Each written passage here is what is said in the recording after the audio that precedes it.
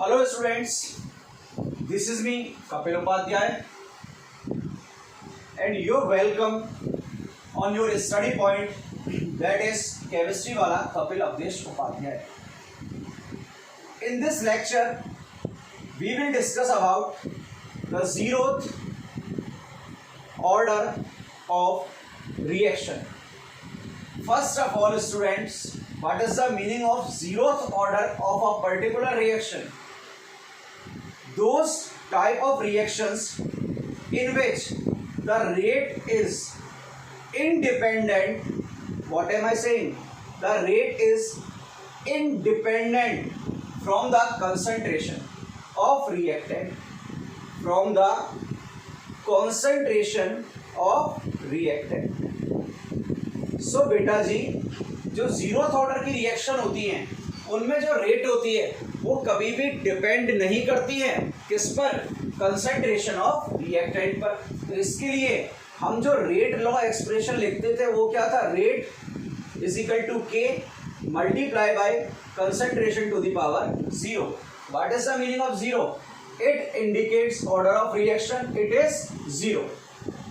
सो इस लेक्चर में हम जीरोथ ऑर्डर ऑफ रिएक्शन के वेरियस प्रोस्पेक्टिव्स देखने वाले हैं कि कैसे कैसे यहाँ रेट ऑफ रिएक्शन टाइम के साथ चेंज होती है, रेट कांस्टेंट पे क्या फर्क पड़ता है, इनिशियल कंसंट्रेशन पर, फाइनल कंसंट्रेशन पर रिएक्टेंट और प्रोडक्ट की.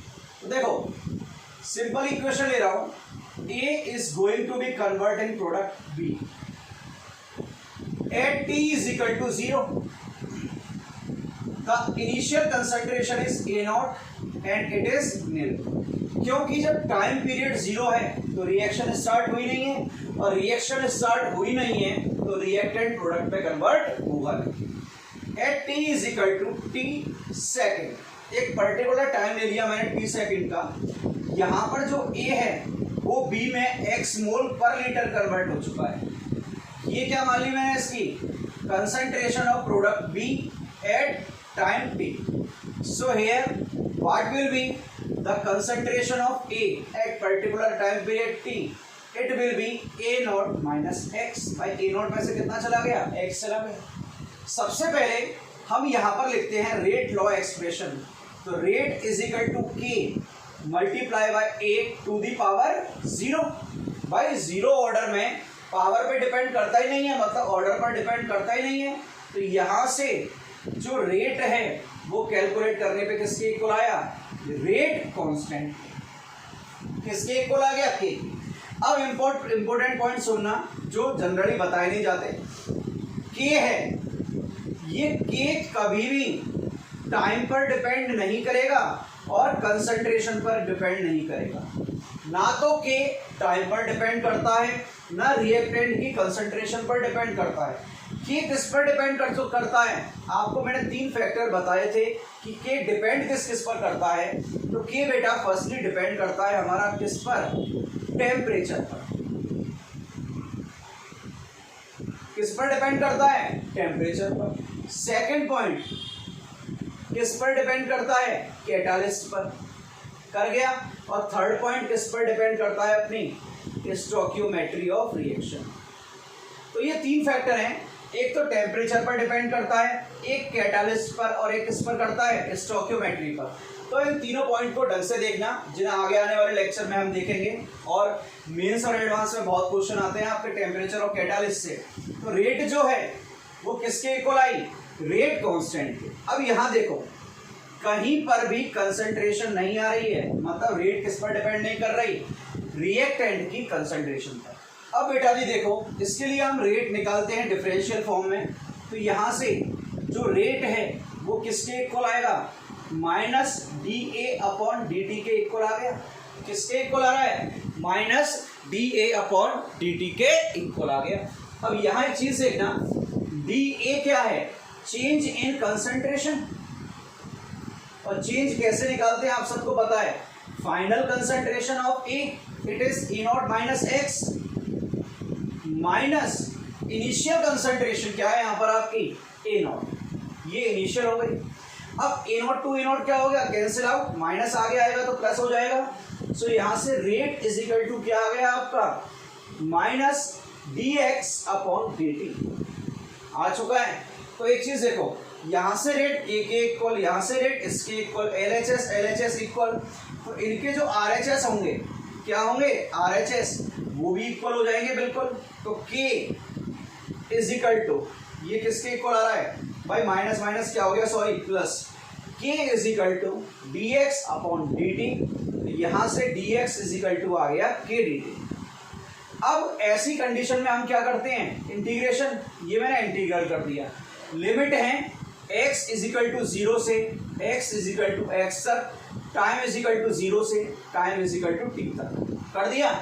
तो यहां देखना dx का इंटीग्रेशन, आगे 1 कांस्टेंट होगा तो x होगा, x it is 0 to x, k constant है बाहर आया, dt का क्या होगा t, it is 0 to t, तो x minus 0 x is equal to K T.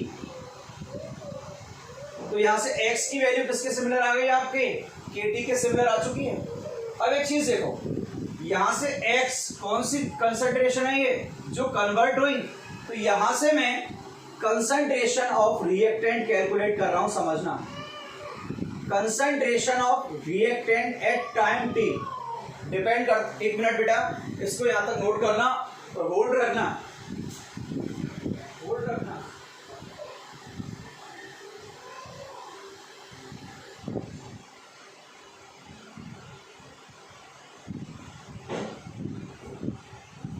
आगे शिफ्ट होते हैं। अब कंसंट्रेशन ऑफ रिएक्टेंट हमें कैलकुलेट करनी है टाइम t पर। तो देखना रिएक्टेंट AT ये किसके इक्वल आया था, A नॉट माइनस एक्स के, तो ये A नॉट माइनस एक्स है, x की वैल्यू आपको पता है क्या है, AT is equal to A not minus KT, x की वैल्यू उठा के पुट कर दी यहां से। तो देखो 3 फॉर्मूले आपके सामने आ चुके हैं। अब हम क्या करते हैं, ये हमने रिएक्टेंट की निकाली, तो अब हम कैलकुलेट करेंगे किसकी, कंसंट्रेशन ऑफ प्रोडक्ट के लिए। देखते हैं प्रोडक्ट के लिए क्या, तो प्रोडक्ट के लिए टाइम t पर जो BT है उसकी वैल्यू इक्वल टू किसके, के x के। तो बेटा यहां से देखना x की वैल्यू क्या है, KT के इक्वल, तो BT it is equal to किसके आ रहा है, KT के। अब आपके सामने फॉर्मूले देखो जो ब्रैकेट में डाल रखे हैं, rate is equal to k, x is equal to KT, A not is equal to A not minus KT और BT इज इक्वल टू किसके आ गया, KT के। ये 4 फॉर्मूले आपके सामने आ चुके हैं। अब हम कैलकुलेट करने जा रहे हैं यहां पर आपका नेक्स्ट पार्ट, ये है लाइफ टाइम। अब लाइफ टाइम का मीनिंग क्या होगा, एक ऐसा पर्टिकुलर टाइम पीरियड जिस पर कंप्लीट रिएक्टेंट किसमें कन्वर्ट हो चुका है, प्रोडक्ट में, at that time point on which complete reactant have been converted into the product। एक ऐसा टाइम पीरियड जिस पर जो रिएक्टेंट है उसको हम किस में कन्वर्ट कर चुके हैं, कंप्लीट प्रोडक्ट में, उसको मैं इंडिकेट कर रहा हूं T से। तो सोचो आपका रिएक्टेंट कितना था, A नॉट, तो यहां पर x इजिकल टू क्या हो जाएगा, A नॉट हो जाएगा, टाइम निकालना है T, x क्या हो गया, A नॉट। भाई कंप्लीट जो आपका A नॉट है वो कन्वर्ट हो जाना चाहिए, तो x किस में कन्वर्ट हुआ, A नॉट में, तो यहां से A नॉट इजिकल टू क्या आ रहा है, KT, तो बेटा यहां से T निकल के क्या आया आपका, A नॉट ओवर K, ये निकल के आ चुका है। तो देखो फर्स्ट, सेकंड, थर्ड, फोर्थ, और ये आ गया आपका 5th फॉर्मूला। ये इतना इंपॉर्टेंट नहीं है जितना इसका नेक्स्ट पार्ट इंपॉर्टेंट है, और नेक्स्ट पार्ट है इसका हाफ टाइम पीरियड, जिससे क्वेश्चन पूछे जाते हैं, वो समझना भाई ढंग से। यहां हम कैलकुलेट करने जा रहे हैं हाफ टाइम पीरियड, तो टी हाफ का मतलब क्या है, यहां पर जो एक्स है वो इनिशियल कंसंट्रेशन का कितना रह जाएगा, हाफ। भाई हाफ टाइम का मतलब क्या होता है, अर्धायुकाल। हाफ टाइम पीरियड क्या है, at that particular point of time on which the concentration of reactant remain half और 50% ऑफ इट्स इनिशियल वैल्यू। भाई टी ऑफ में क्या होगा, जो x है वो कितना हो जाएगा a0/2, इनिशियल का कितना हो गया 50%, तो x की जगह पुट करना है यहाँ a0/2 इजिकल टू क्या आ गया kt, और ये क्या हो गया हाफ, तो यहाँ से टी ऑफ क्या हो गया आपका a0/2k, a0/2k। तो देखो first formula, second, third, fourth, fifth, first, second, third, fourth, fifth और सिक्स, 6 की 6 फॉर्मूले आपके माइंड में सेट होने चाहिए, क्योंकि यहां से जो हमारा नेक्स्ट सेक्शन है वो है ग्राफिकल सेक्शन। तो ग्राफिकल सेक्शन आपके कॉम्पिटिटिव पॉइंट ऑफ व्यू से और बोर्ड पॉइंट ऑफ व्यू से बहुत इंपॉर्टेंट है। अभी चलो एक फॉर्मूला और डिराइव कर देते हैं जो कॉम्पिटिटिव एग्जाम में आता है, बोर्ड में नहीं है। ढंग से सुनना, बोर्ड में नहीं है ये वाला, डिग्री ऑफ डिसोसिएशन। तो बेटा जी अब हमको निकालना है डिग्री ऑफ डिसोसिएशन। ये 11th में हम पढ़ चुके हैं, alpha is equal two moles dissociated, जितने मोल्स डिसोसिएट हुए हैं उन्हें न्यूमरेटर में रख दो और डिवाइड कर दो किससे, इनिशियल मोल से। किससे डिवाइड करना है, इनिशियल मोल से। तो मोल्स डिसोसिएटेड अपॉन इनिशियल मोल, तो मोल्स डिसोसिएट कितने हुए टोटल आपके x अपॉन इनिशियल मोल कितने थे a0, x की वैल्यू आपको पता है क्या है kt अपॉन a0। तो ये फॉर्मूला आपके सामने आ गया 7 फॉर्मूला। तो टोटल हम कितने फॉर्मूले स्टडी कर चुके हैं, 7 फॉर्मूलों की स्टडी कर चुके हैं। तो देख लो, यहां तक कोई दिक्कत हो तो कमेंट सेक्शन में कमेंट कर देना, सर यहां समझ में नहीं आया था। ये बहुत इजी पार्ट है। अब हम यहां से शिफ्ट हो रहे हैं किस पर, ग्राफिकल सेक्शन पर। देखो बेटा यहां से न्यूमेरिकल आते हैं बोर्ड के अंदर, और कॉम्पिटिटिव में तो आते ही आते हैं, और कॉम्पिटिटिव में तो कभी कभी ग्राफ से ही क्वेश्चन पूछ लेता है।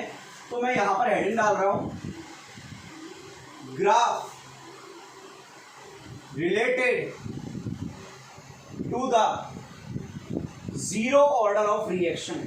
मतलब जीरो ऑर्डर ऑफ रिएक्शन से रिलेटेड क्या है, ग्राफ है। देखना भाई, सबसे पहला जो ग्राफ है वो ड्रॉ करेंगे हम concentration, sorry rate versus concentration का।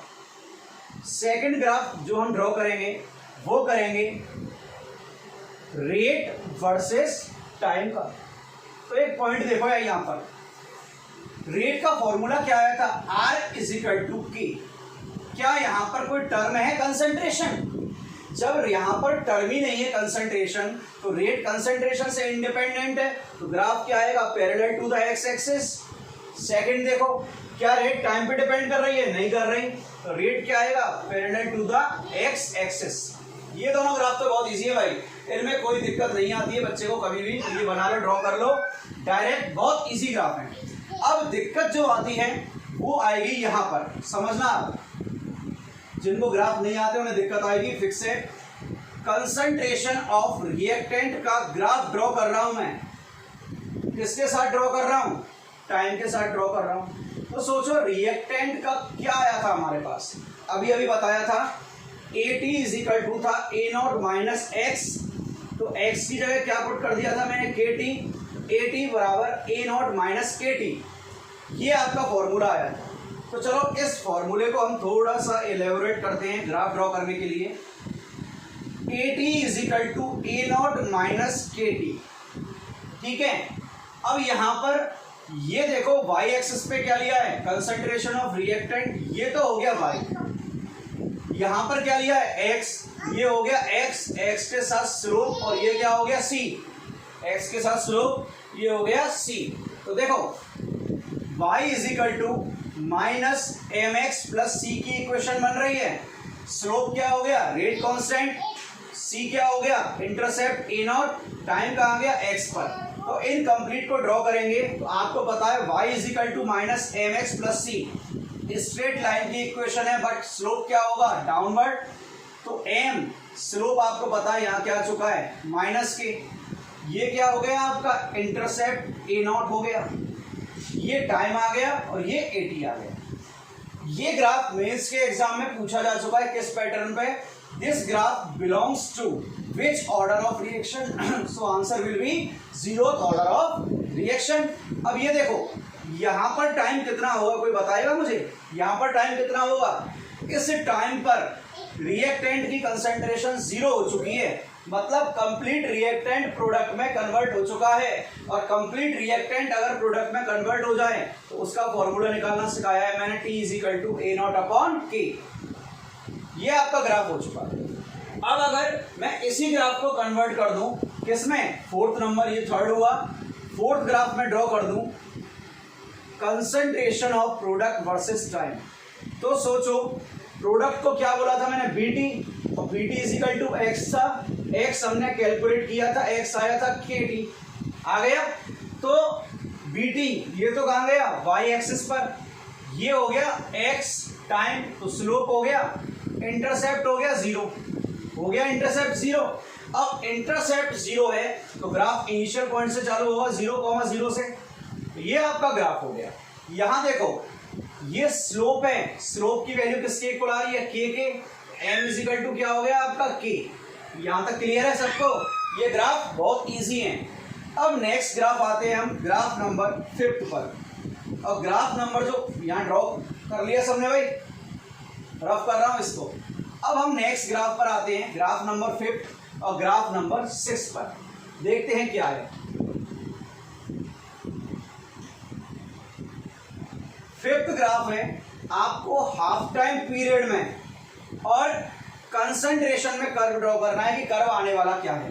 तो सोचना हाफ टाइम कंसंट्रेशन इनिशियल है, initial concentration half time = A0/2K, half time = A0/2K। तो देखते हैं A0/2K और हाफ टाइम में आपका कर्व क्या आने वाला है। तो बेटा सबसे पहला तो एक काम है कि आपको X सेलेक्ट करना है, T½ और A0। तो देखना T½ = 1/2K सेपरेट कर दिया, A0 अलग कर दिया। तो ये तो आपका क्या हो गया? X के साथ स्लोप M और Y। इंटरसेप्ट क्या है? 0, तो ओरिजिन से स्टार्ट होगा। ये आ गया आपका slope M = 1/2K, M = 1/2K। अब आते हैं अपने लास्ट ग्राफ पर, जिसे कभी भी स्कूल्स में नहीं बताया जाता, सुन लेना, और कॉम्पिटिटिव एग्जाम में बहुत ज्यादा आता है कि मुझे अल्फा डिग्री ऑफ डिसोसिएशन और टाइम में कर्व ड्रॉ करना है। देखते हैं यहाँ क्या आता है। अभी फॉर्मूला डिराइव कराया था मैंने, अल्फा = KT/A0, यही था। अब ये देखो कि X एक्सिस पर क्या जाने वाला है? X पर टाइम जाने वाला है। सेपरेट करो इक्वेशन को, K/A0 × T। ये क्या हो गया? X, ये क्या हो गया? M, और ये क्या हो गया आपका Y। तो देखना स्लोप कितना आ रहा है? K/A0 आ रहा है। अब यहां पर आपको क्या करना है? इंटरसेप्ट क्या है? 0। इंटरसेप्ट क्या है? 0। अगर इंटरसेप्ट 0 हो गया तो ग्राफ कहां से स्टार्ट होगा? इनिशियल पॉइंट से। इनिशियल क्या है? 0,0, स्ट्रेट लाइन अपवर्ड बना दी मैंने। इसका स्लोप M = क्या आ रहा है? K/A0। ये आ गया स्लोप, ये X और ये क्या हो गया? Y। तो यहां पर बेटा आपके सारे ग्राफ कंप्लीट होते हैं। ग्राफ समझ में आना बहुत जरूरी है, क्योंकि आपको बता चुका हूं प्रैक्टिकल अप्रोच है। प्रैक्टिकल में तो ग्राफ बनाने ही पड़ते हैं, प्रैक्टिकल अप्रोच के अंदर।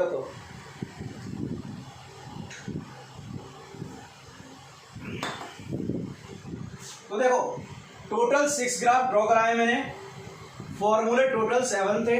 अगर एग्जाम में अगर भूल जाते हो तो 1-2 मिनट आपको ड्राइव करने में लगेंगे, तो उन्हें करना, क्योंकि क्वेश्चन इसके गलत नहीं होने चाहिए। अब इंपॉर्टेंट एग्जाम्पल है, important example of 0th order of reaction.